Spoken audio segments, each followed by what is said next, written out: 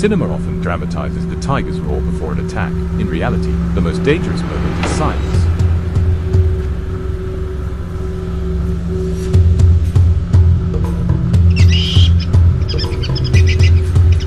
In the jungle, nothing is accidental. Cinema shows a tiger roaring before it attacks. Reality is far more unsettling. A tiger's roar can travel nearly 3 kilometers, but it is not hunting tool. It is a territorial declaration, a warning to rivals.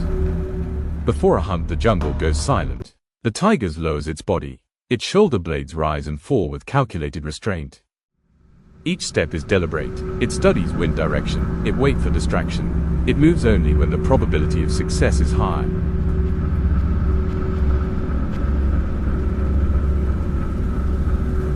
Real predators don't waste energy proving strength. They conserve it. They strike when certainty is on their side. Tiger doesn't rush. He scans. He calculates. He waits. The tiger's hunt is a masterclass in geometry and silence. He measures the distance in breaths and the terrain in silence. And when he finally moves, he is a ghost, already at the finish line before the prey even knows the race has begun.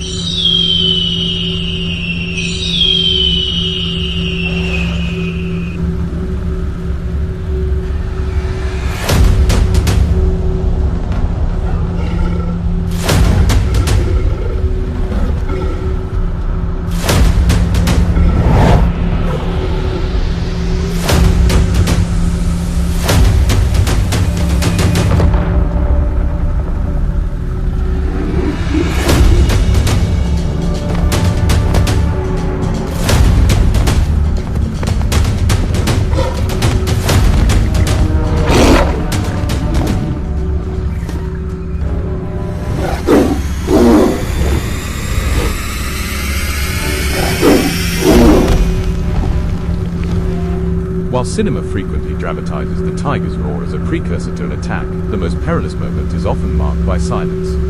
In episode 1 of Tiger's Files, we delve into the psychology and science that explain why tigers refrain from roaring before the hunt, and what these insights reveal about genuine power.